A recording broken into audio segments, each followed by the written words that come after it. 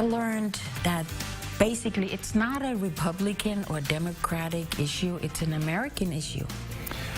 A mother turns from victim to activist after an illegal immigrant killed her only child. Thank you for joining us at 6. I'm Bob Clausen. And I'm Ashley Ketz. Sabine Durden now channels that grief into action to fight for tighter immigration laws. In a story you'll see only on KARK4, our Jesse Tenor traveled to Howard County in southwest Arkansas to see how a mother's love can enact change.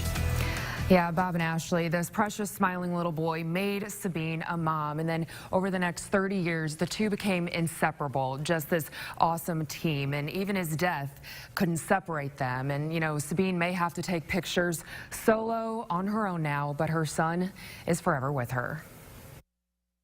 That way his ashes in a little locket. And his writing on her arm that help her remember his intense laughter. It was infectious. His big hugs. His Dom hugs. I just miss everything.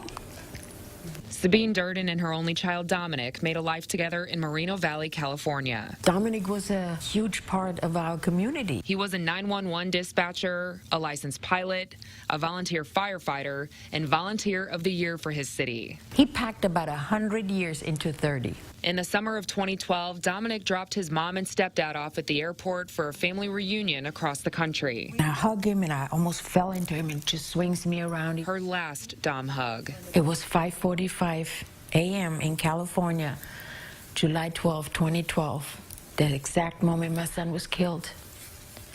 Dominic was riding his motorcycle to work. His coworkers didn't know why he was late.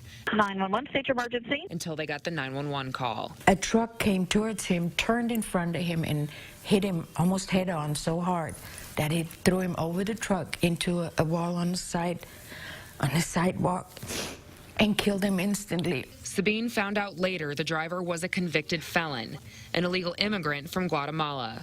Juan Zacarias Lopez Zun's rap sheet includes convictions of armed robbery and grand theft. Zun was deported and came back. His first and second DUI, probation. His third, Dominic's life. If at that point somebody would have stood up to enforce our laws, my son would still be here. We wouldn't be talking. Zun got 2 misdemeanors, vehicular manslaughter and being an unlicensed driver. He was sentenced to 9 months in jail and 5 years probation. And that's all my son's life was worth. Zun was ultimately deported for a second time. Close sources that I trust 1,000% believe he's back. With Zun out there and her son everywhere, California no longer felt like home. It got to the point where Sabine didn't want to live anymore. Her husband helped her find new life with his family in Mineral Springs. I am such a proud Arkansan.